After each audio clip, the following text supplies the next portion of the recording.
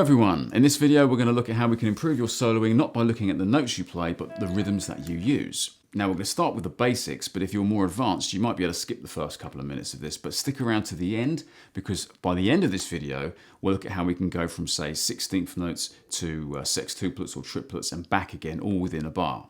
Starting with the basics, so if we take say a simple drum beat, if I play what are called quarter notes or crotchets, I basically play one note for every pulse, 2, 3, 4, so 1, 2, 3,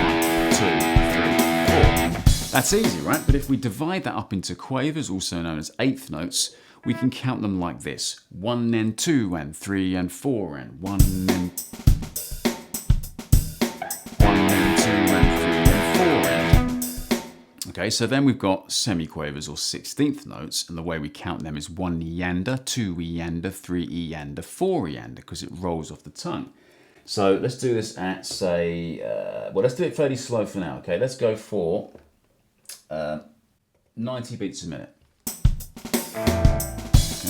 so 3, 4, 1 eander, 2 eander, 3 eander, 4 eander, 1 eander, 2 eander, 3 eander, 4 eander. You can go slower, of course, if you need to when you're first learning this.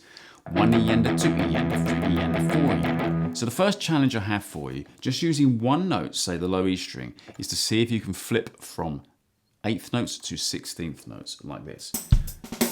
1, 2, 3, 4, 1 and 2 and 3 and 4 and 1 and 2 and 3 and 4 and 1 and 2 and 3 and 4 and 1 and 2 and 3 and 4 and.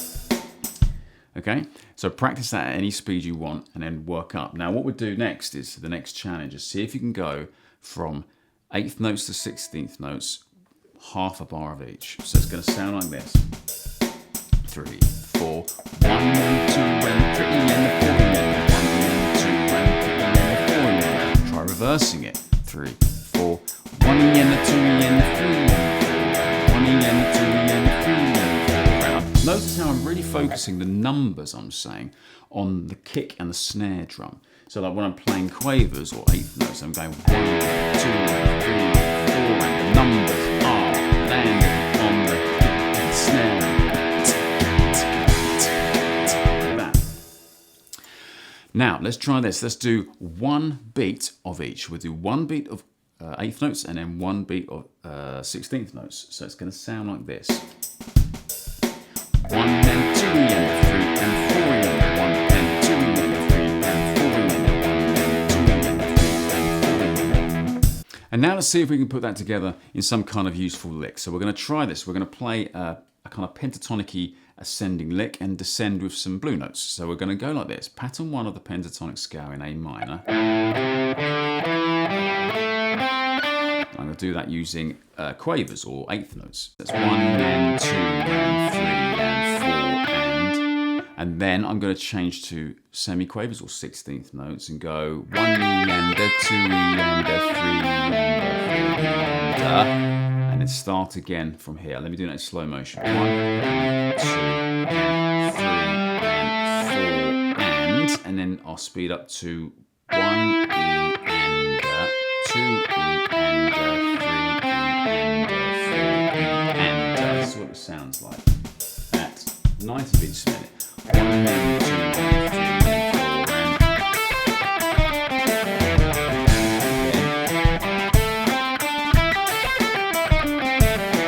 and. Okay, now we're going to try that a little bit faster. Let's go for a different drum beat. Let's go for, oh my word, 140 beats a minute. Maybe that's too fast. Let's drop it to 120. 1 and 2 and 3 and 4.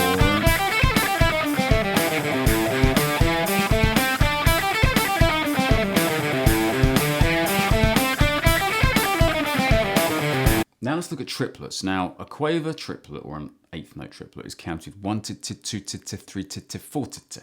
I'm saying TT because it rolls off the tongue. So with a drum beat like this: 3, 4, 1 to 2 to 3 to 1 to 2.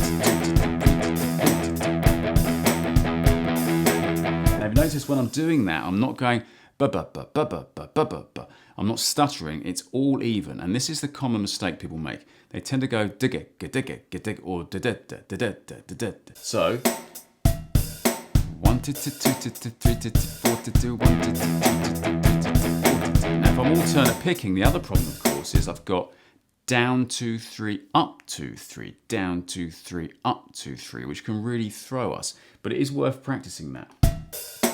3 4 1 2 3 up 2 3 down 2 3 up 2 3 down 2 3 up 2 3 down 2 3 up 2 3 1 2 3 2 4 2. And then see if you can flip between say eighth notes and that, so you're going to get this kind of thing. 1 and 2 and 3 and 4 and 1 to 2 to 3 to 4 to 1 and 2 and 3 and 4 and 1 to 2 to 4 to. Now I'm going to try and play 16th notes for a bar and then triplets. So you're going to get this sound. 1 E and a 2 E and a 3 E and a 4 E and a 1 to 2 to 3 to 4 to 2 1 E and a 2 E and a 3 E and a 4 E and a 1 to 2 to 3 to 4 to 2. Okay, then a half the bar. 1 E and a 2 E and a 3 to 2 1 E and a 2 E and a 3 to 2 1 E and a 2 E and a 3 to 2. Then I'll try and do one beat of each. 1 E and a 2 1 E and a 2 E and a 4.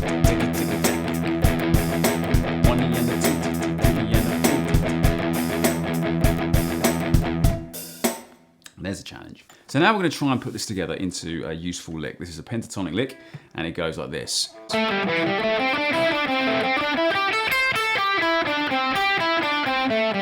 And loop it, okay?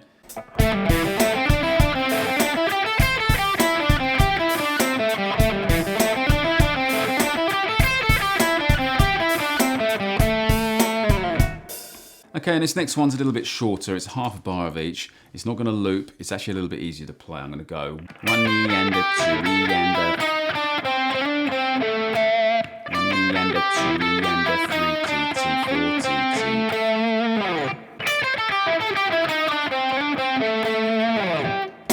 T. Drums 2 3 4. By the way, for the sake of picking, I'm doing a kind of Eric Johnson trick here of going down, up, and then sweeping down, down, up, down, and then the next part.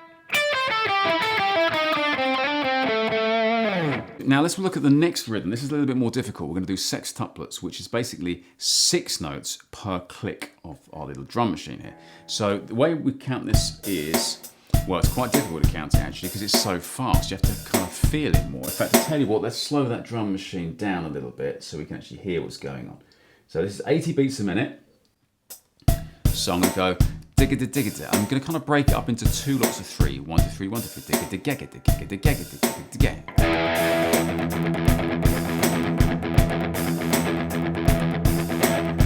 It's a good idea when you're first learning this to kind of accent the first of every 6th note, so you kind of get.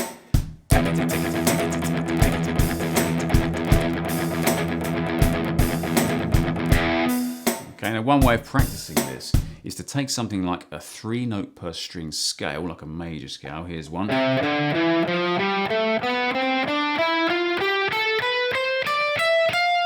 And play 1 2 3 1 2 3. Okay, so I played 6 notes of the scale, and then just repeat that last note again.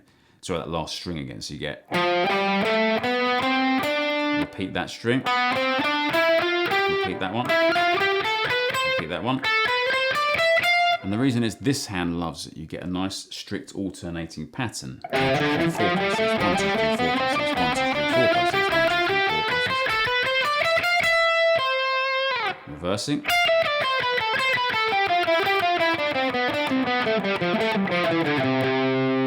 Okay, now if scale patterns aren't your forte, you can just do 3 straight chromatic notes.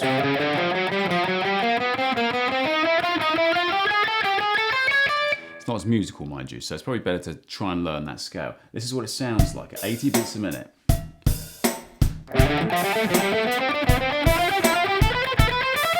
Reverse. So I promised that we'd be able to go from semiquavers into sextuplets, and we're going to do it like this. We're going to play the same scale. We're going to go semiquavers or 16th notes, 1 E and a 2 E and a 3 E and a 4 E and a. And then from this note, we're going to play this pattern here. We're going to go. Okay, that was pinky first, third, pinky third, first. We'll do the same kind of shape on every string, so you'll get.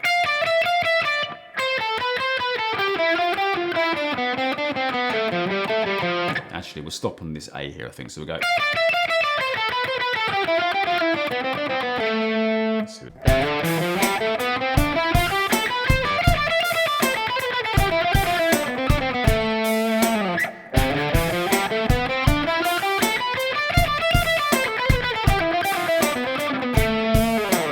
If you'd like a copy of the tabs of all the exercises and licks you've heard today, I'll put a link to my Buy Me a Coffee page in the description below. It's a couple of dollars to get the PDF, and that support is greatly appreciated and really helps me to make new content for my channel. Now, one thing that's really cool about some of these exercises is they help you to be able to break up your soloing. And like, say if you're in like mid-flurry or running up a scale, it's very easy to get into that trap of kind of disappearing up your own backside where you're going so fast and faster and faster, you can't seem to break out of it. Something like triplets is a great way of doing that. Imagine you're playing something crazy like a pentatonic there, and you can't sort of break out of it. You can suddenly sort of cascade down. 1, 2, 3, 1, 2, 3. 1 minute you're playing 16th notes, 1 E and a 2 E and a 3 and 4 E and a... and you break out into triplets. Of course, the other thing is you don't have to go up one way and down another. You could ascend and change your rhythm while still ascending. So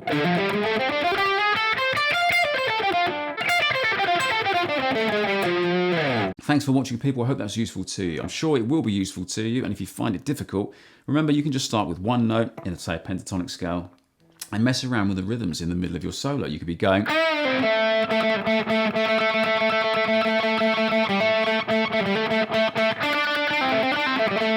anything like that. Just mess around with the rhythms. Eventually you'll become a far better player and you can just flip between rhythms and make things more interesting. Thanks again for watching, and I'll see you next time.